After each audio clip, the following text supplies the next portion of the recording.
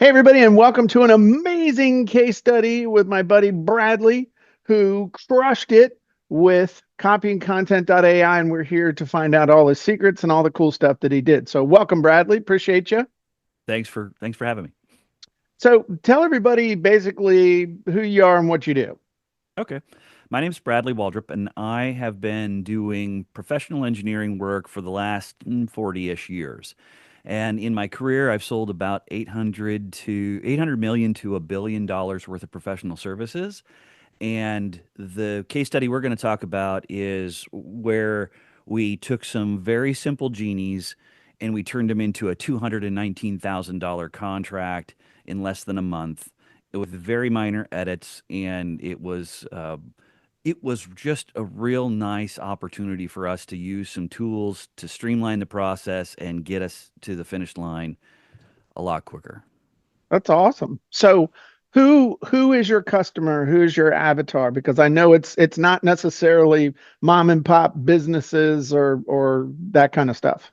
Yeah, my avatar is a professional who is generally in government. They are a public works director, city engineer, county engineer, the folks that sort of hold on to the hope and dream of taxpayer dollars into infrastructure. Okay. And they ask for us to propose on work. And I have about three different versions of this avatar inside the software, and I just sort of crack it open on a specific one as I know a little bit more about the individuals that are actually going to get the product or get the marketing material that we're sending. So I'm going to digress immediately Yeah, from our planned interview here real quick and ask you a quick let's do question it. because if you're selling to, it sounds like local, regional, state, maybe federal government, but just different government entities, Yep. but don't all of them require you to submit a very rigid proposal that follows very specific guidelines? And how in the world could you actually use sales copy? Because that sounds almost like cheating and against the rules. So you It's got to fill us in on that. so well. I appreciate the yes. The process is that they would generally ask us for a full blown book proposal. The book proposal has a cover letter in it, and then it has a whole bunch of content on the inside. Here's what's interesting that most people don't understand is the actual response to these formal proposals is a long sales letter. That's exactly what it is. If you Okay. go and you look at it, the cover letter is the agitate part of it with a clue that they're going to go and see something really cool on the inside. And then on the inside, you unpack here's the problem, here's the solution, and here are the pain points if you don't pick us. In particular, here are the challenges we've overcome before and what you get when you hire us in particular. And then you're really presumptuous at the end about here's what it would cost, here's the team that we have available. All of it is marketing 101. It just happens to be not a it's not a BuzzFeed headline. Okay. It's toned down, but it is absolutely emotional selling, benefit driven subheads, and it cuts to the chase of, how do we drive this point home? The reality is every engineering firm who provides us the middle is technically qualified to do the work. What they're trying Okay. to do is figure out whether or not we have the personality and the history that they are comfortable with to get us to the end. Okay. So it's persuasive copy. Yes, I mean, it's it is it's just persuasive copy. Absolutely. maybe not BuzzFeed, TMZ, Nope. clickbait style, like my style. That's right. Yeah. Yeah, it's very if anybody knows Bob Bly Oh yeah. was it Steve Slonwhite, it's very similar to that, right? Where it's still magic bullets. And Right. it's still important, but it's It's just just not over more the top. professional. Yeah. It's just toned down. Okay. Yeah. So what was the offer? What did you get? What'd you get $219,000 in professional services for? Like, just So, curious. yeah, we're standing in the gap between a series of land developers who have a big master plan community in a public in a city that's not very far from where I live, and the city staff does not have the bandwidth to manage all of the crazy cats that are associated with developers and their engineers and everyone else.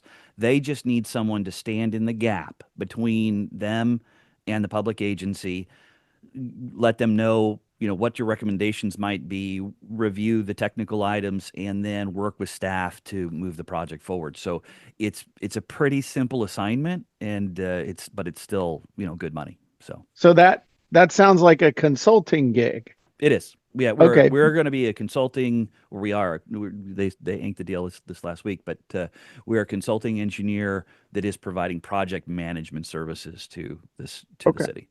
Yeah. So again, consulting, selling, persuasive, it happens to be government agencies, Yep. but it's still people making a decision. Um, Oh yeah. and multiple layers of people making the decision, which is not something I'm good at either. I'm just being real. It's like therapy for me. You're a good man, Bradley, because I also know you're a man of faith and patience. So that's why you can For do sure. this.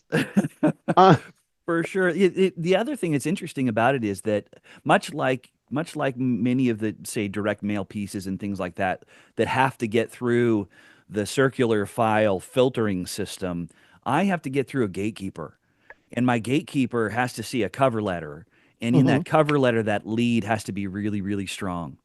And that's where we probably win or lose 60 or 70% of the work that we propose against. It's that first opening paragraph, and if it doesn't grab a hold of them with a real hook, we're in trouble. And they just won't read it. It'll sit in another pile somewhere else.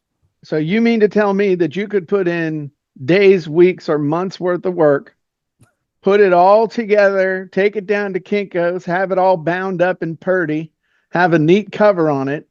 And yet, if you can't catch somebody's attention with a hook and a one paragraph, you called it a lead, which I Yep. love, but a Yep. one paragraph story to get them to read the next, to read the next, to read the next, and finally to crack that thing. You mean to tell me that all that work hinges on a single headline and a single paragraph? Yeah.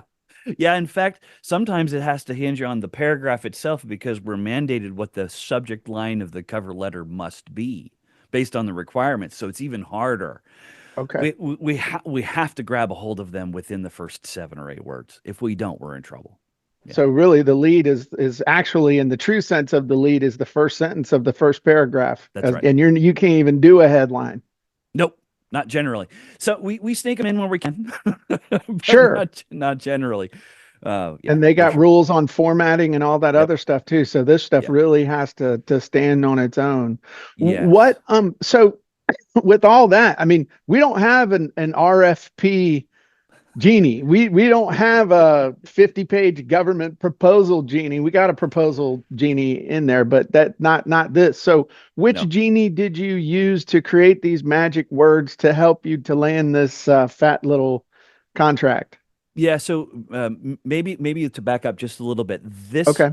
this proposal Okay. wasn't a 50-page book.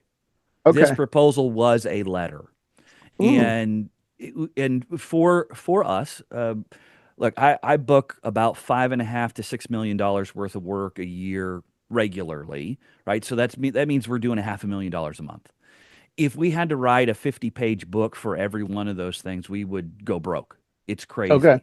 So we chase after book proposals and we win them. And I won a $25 million book proposal about a year and a half ago.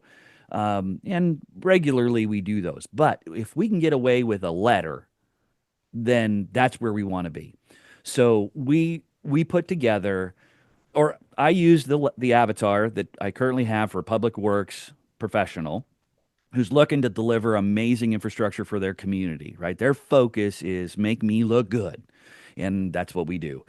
I use that, put together the offer. The offer stack simply meant we have this resource and it means this to you. We have this process and it means this to you. We have this extra sort of reporting feature and it means this to you, right? That's the offer stack. Okay. And then my bio and other people's bios that we've used as the user profile, Okay. flat, thwack the button on a short uh, the short sales letter genie, and we're 80% of the way there. We add a couple graphs in there, we add a table, and we make sure that the tone is correct, and that's it. And that's what happened. I didn't have time. I got a phone call. Hey, man, I need this proposal by this afternoon. Can you get it to me? And I thought, oh my goodness, how am I going to do that? Because this would normally take me days worth of energy to put together.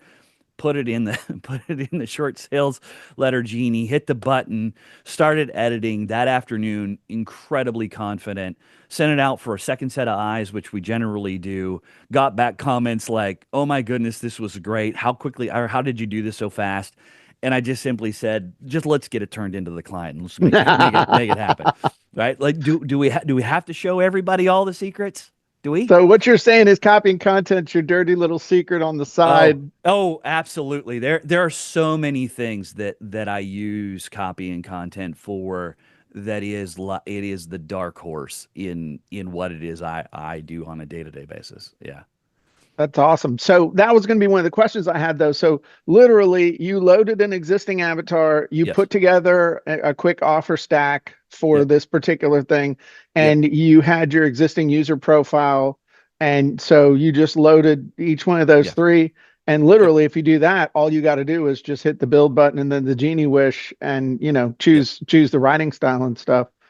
Yeah. That's For, pretty good return. it's amazing. And for me, the offer stack is where I end up having to spend the most time, only Hmm. because the offer stack is different for every proposal we put together, which is fine, and it's fast and easy to do.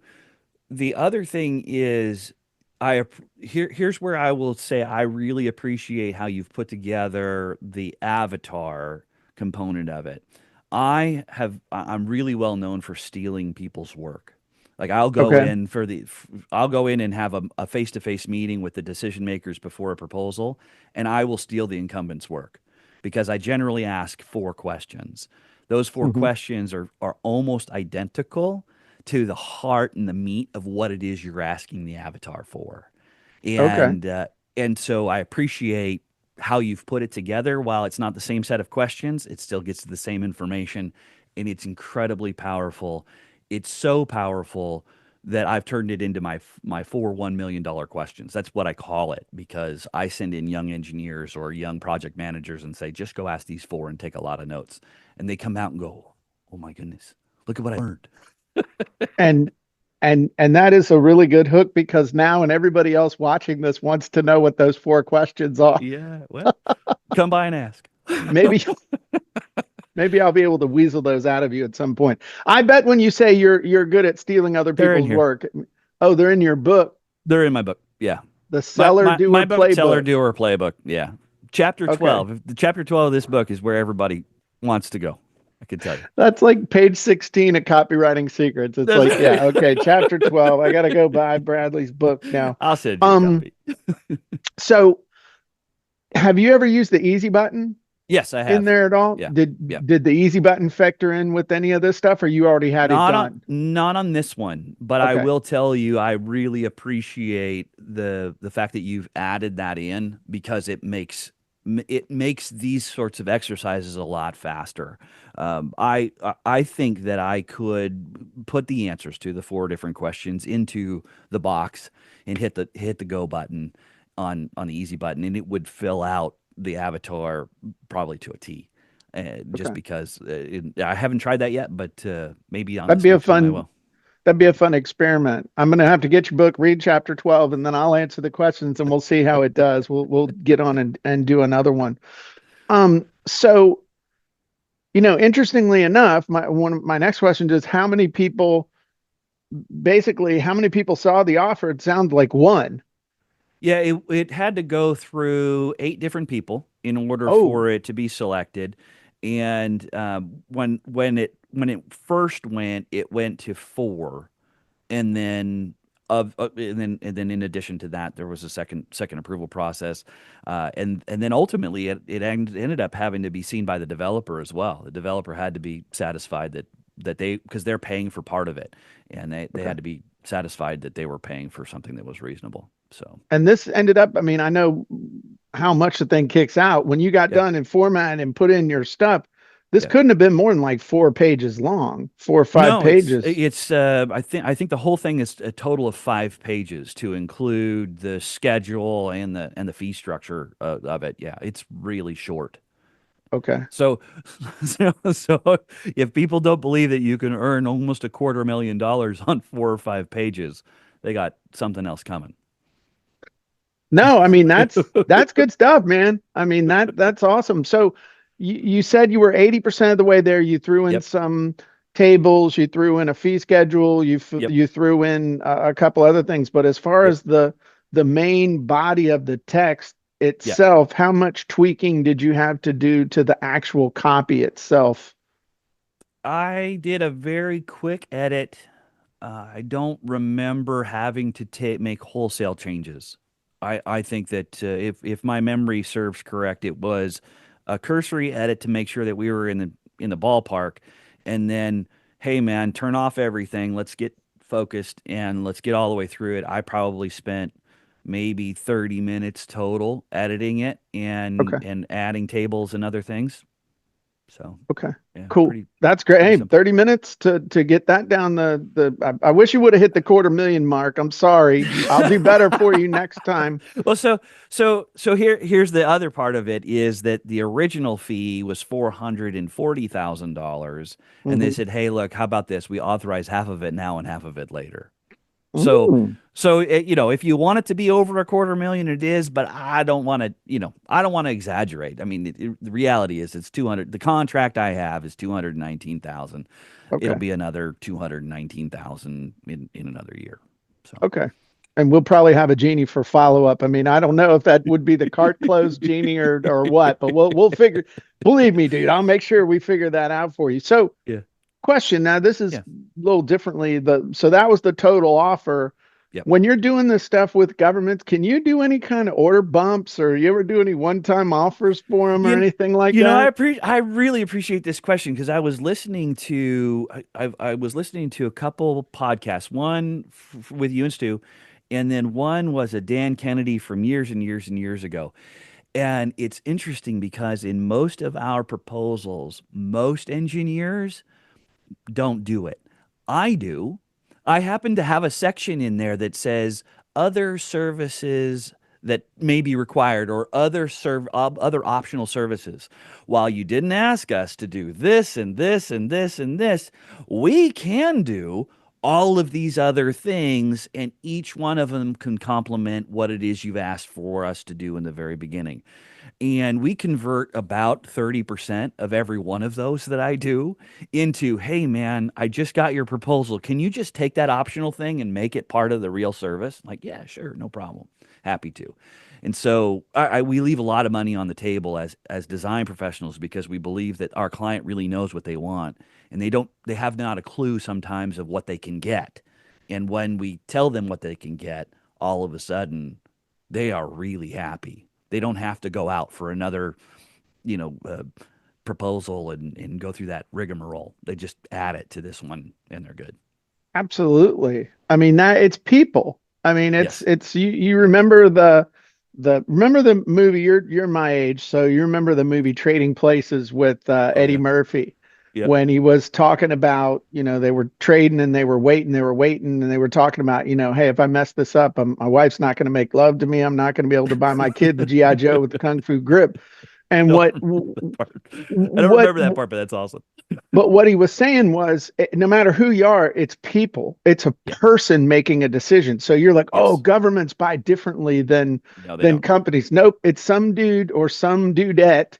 Yep. It's some person with their livelihood and Yep. reputation on the line for Yep. buying this thing, whether Yep. the good thing happens or not. And so it's all about persuasion and understanding the avatar and making a good offer Yep. and that kind of stuff. And I think I'd love for you to talk about the you're an engineer, but you don't talk like an engineer. My brother-in-law is an engineer, and that dude talks like an engineer. Like I never understand what he's saying. Sure. Why? What motivated you to learn how to be a persuasive individual rather than just to hang your hat on, I'm an engineer and this is what we do and people should just buy from us because we're the best. So in the early 1990s, well, I take that, yeah, early 1990s, I started my career as a direct response to the Loma Prieta earthquake, right? Bridges and buildings were falling down all over the place. I live in Sacramento, and all of a sudden it became an imperative. We needed to fix some stuff.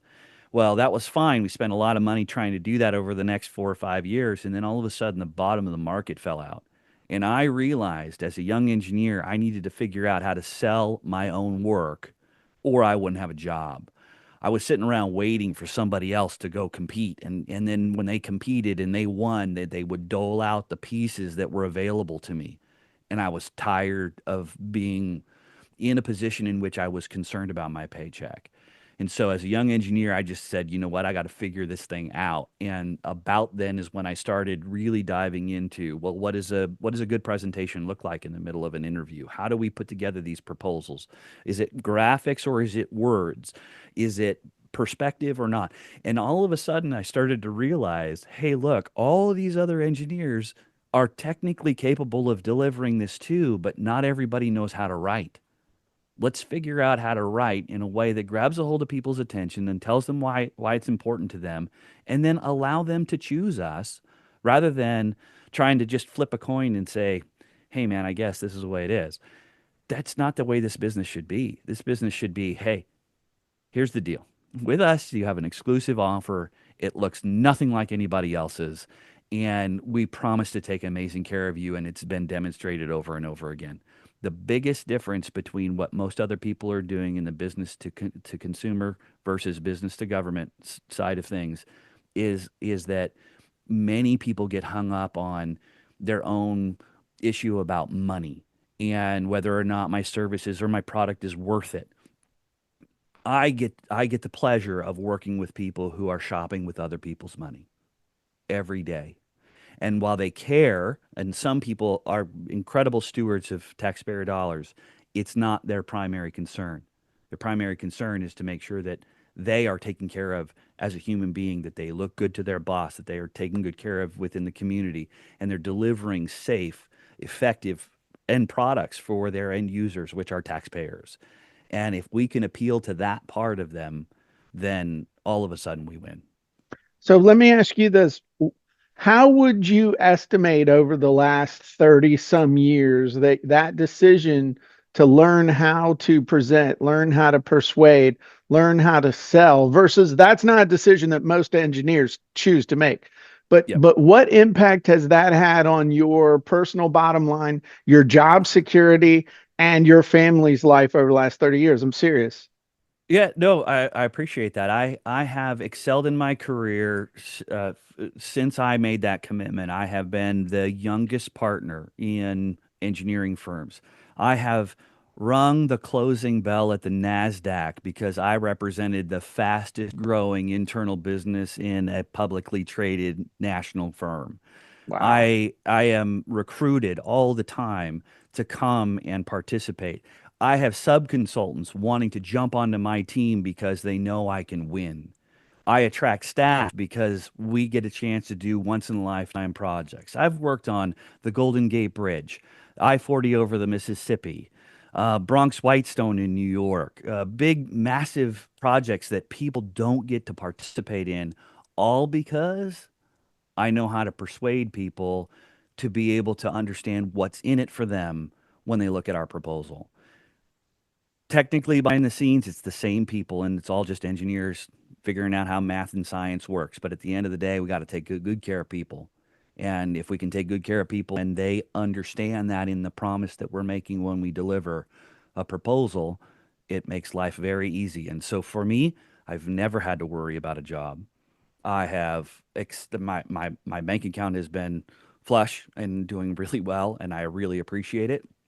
And for me, I get a chance to bring on young engineers and give them fun work to do. And for me, that probably brings me more satisfaction than the other stuff to watch them go, hey, this is really cool. We would have never been able to do this at the other firm or whatever.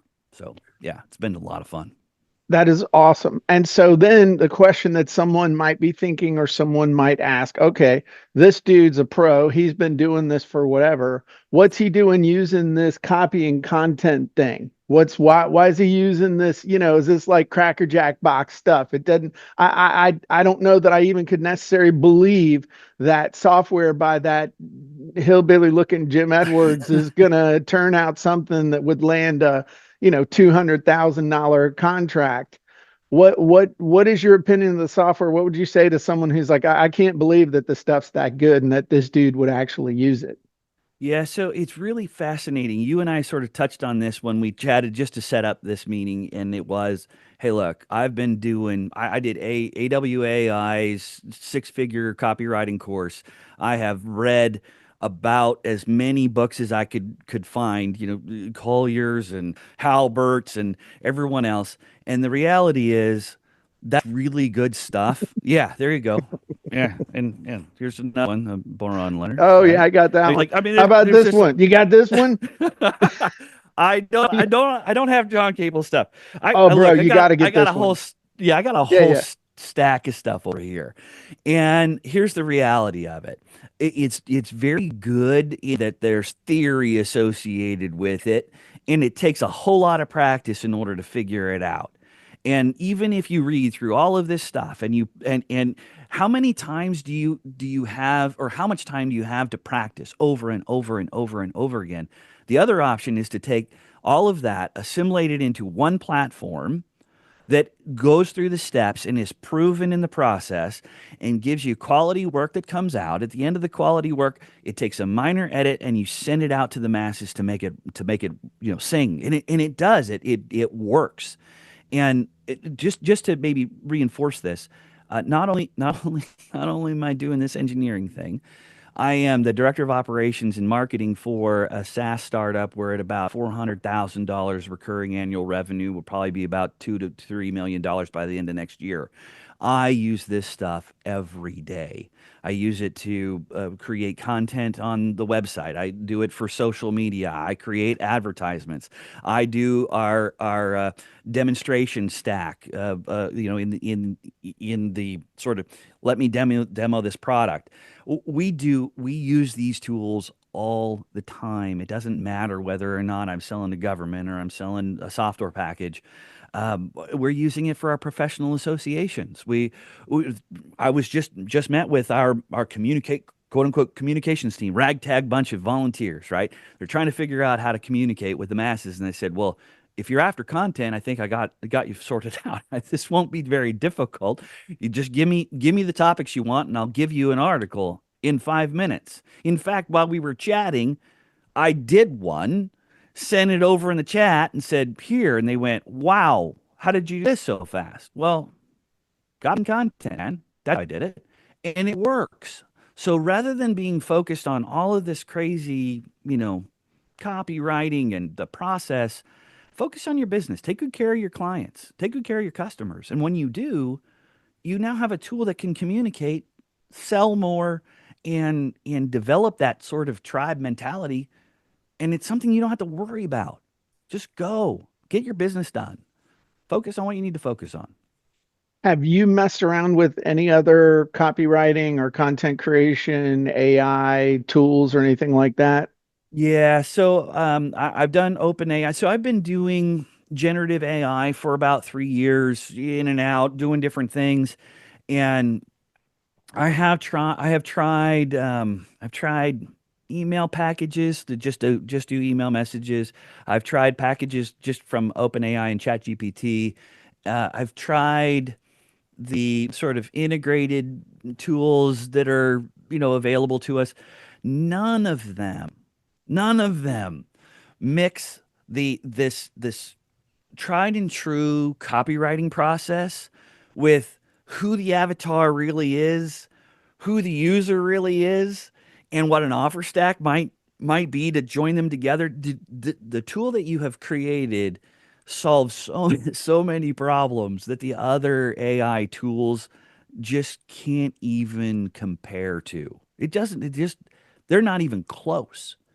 And when you read it, it falls flat. Like you read the chat GP or whatever, sure, it's going to do a traditional formatted cover letter or traditional formatted sales letter. But if you go and you read it, it's not emotionally charged, and it's certainly not focused on the customer who's trying to figure out whether or not this means something, and it just falls flat. It's a lot of words, but it doesn't mean anything. Awesome. So as we wind this up, Yep.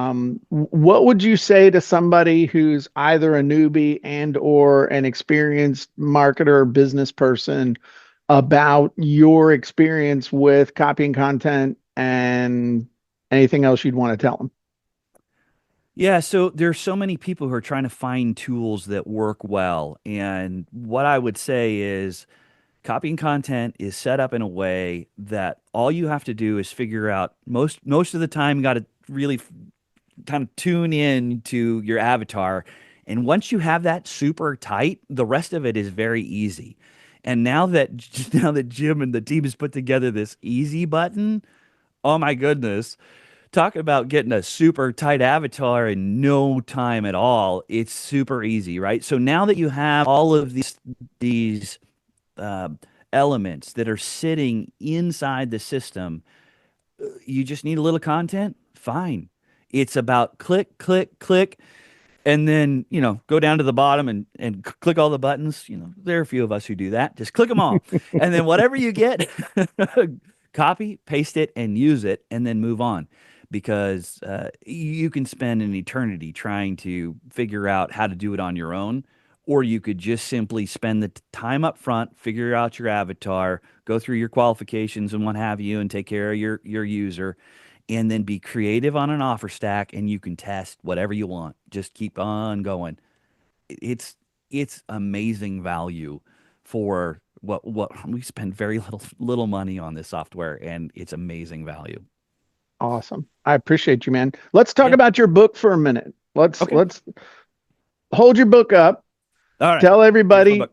what's it about, and then hold it still so we can read the dang thing. My white balance is getting me. The Seller Doer Playbook: Yeah. Unlocking Business Development Skills for Design Professionals to Accelerate Your Career Growth. Yep.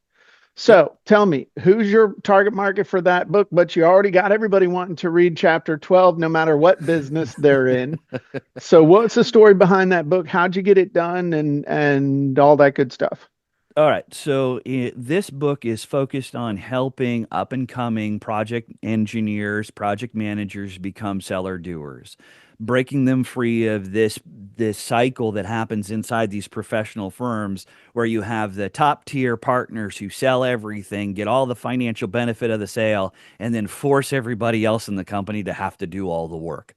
So this gives them That's the compelling. I want to go to Monster and get me a job like that immediately. That's what happens, right? We sell hours. That's what we sell. We sell hours. So somebody has to produce the hours. Well, if you don't want to have to be the person producing all the hours, then you can go sell all the hours for somebody else to have to produce.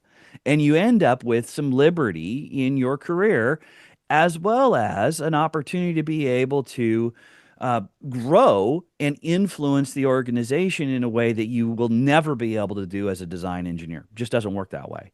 So I created this because I have amazing track record of selling professional services. People come to me all the time and ask me. I take them out to lunch and we go and chat. They buy me all kinds of really great meals because they heard some good stuff, and I realized, you know what, I should probably put it in a book.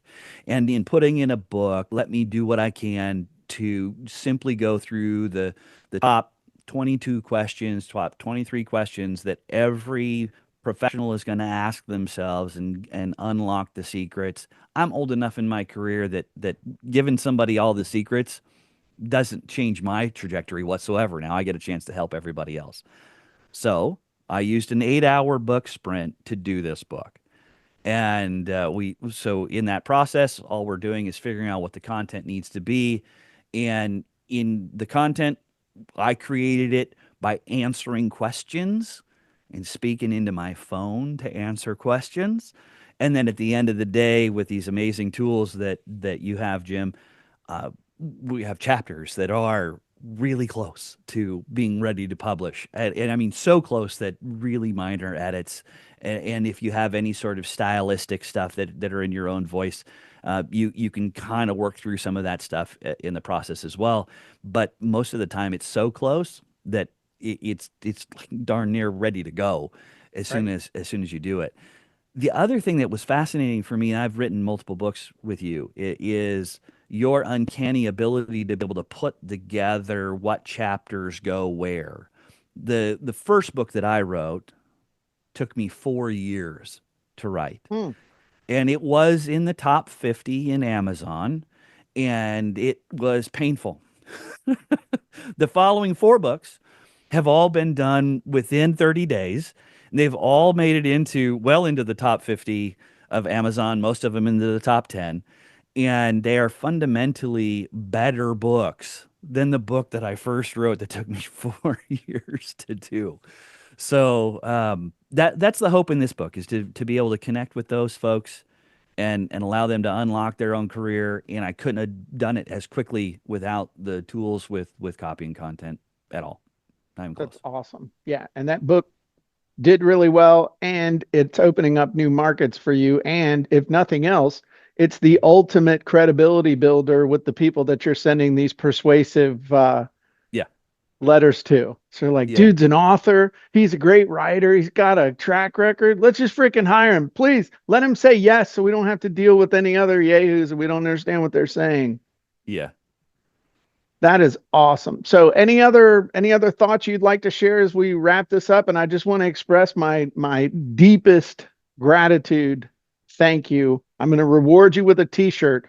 So this is a pay, I guess okay, full disclosure, I guess this ends up being a paid testimonial Great because I'm testimonial. going to send Bradley a one of a kind t-shirt. So just so we're out there, it's he's been compensated for this with a t-shirt that I haven't even sent him yet.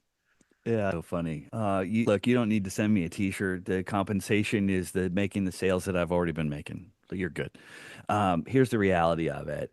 If people are sitting on the fence trying to figure out, well, do I spend a minor amount of money? I know it could be recurring on my credit card every month, in order for me to sort of break into making a huge difference in my business and being able to focus on the stuff I'm supposed to focus on instead of creating landing pages, creating sales pages, creating content, creating sales letters. It does so many things. It's incredible. And it's by far the best investment I'm making every single month. And I don't imagine that there would be an opportunity for me to say, oh no, I've got something else.